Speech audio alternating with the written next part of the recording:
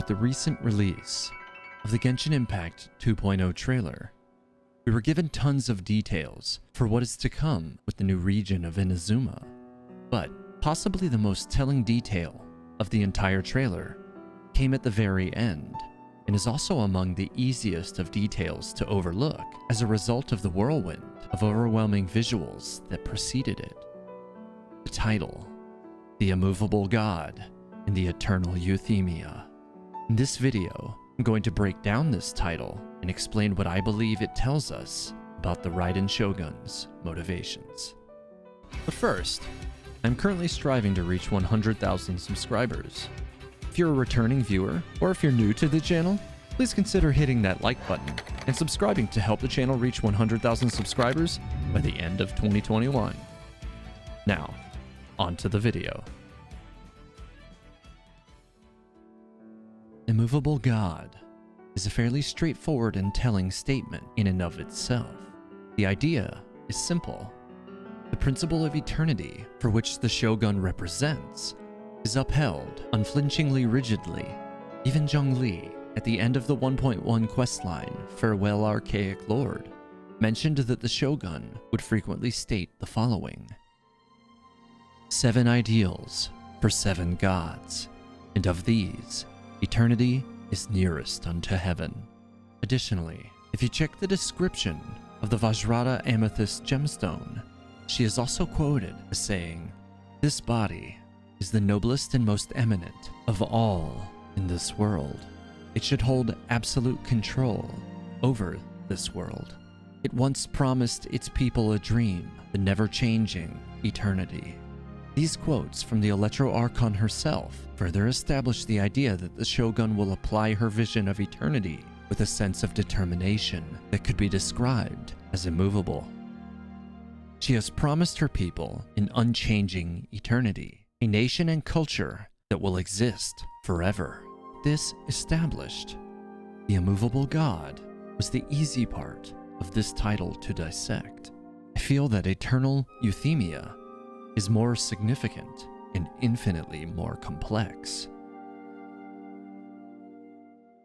Eternal is likely a word chosen to help relate the word Euthymia back to the Raiden Shogun, so it is not mistaken to be a description of anybody else.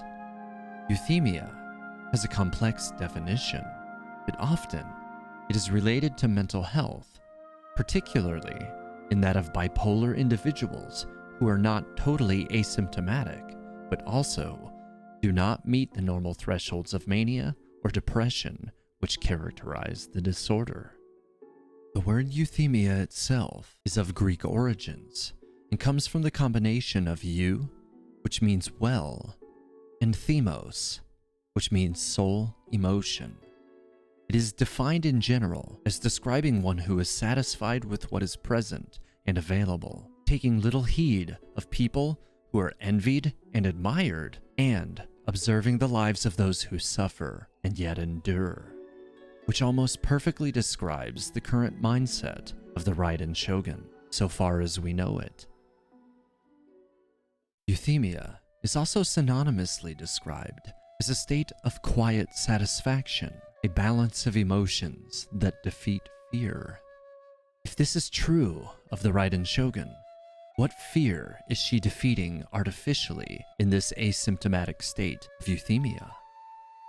Another idea I found interesting while researching the concept of euthymia is that while it describes an individual who is not manic or depressed, as I stated previously, it is still associated with individuals who also are not displaying the traits which characterize a state of recovery, meaning that the Shogun is likely unwell, despite putting up a strong front to suggest otherwise. If all of this is taken at face value, it may indicate that the Raiden Shogun is masking her wounded soul and mental illness behind the guise of her singular tracked goal of eternity, which may simply boil down to the task of maintaining the status quo. After all, that which is unchanging is eternal. In this case, the concept of euthymia helps to humanize the Raiden Shogun, making her less of a villain and more the victim, prisoner of her own broken mind. But what is it that changed, which resulted in her immovable desire to maintain the status quo? Well, to explain this, I theorized in a previous video that I believe the 7 Archons were forced against their will to bring death, destruction, and transformation to the people of Khanri'ah. But at that time, I lacked sufficient evidence or definition to contextually attempt to describe what may be driving the Shogun to close the borders of Inazuma and reclaim the visions which exist there. Now, I believe I have the information I need to unpack her mind space. The aforementioned video will be linked at the end of this video if you haven't yet watched it or would like a reminder of what was theorized there.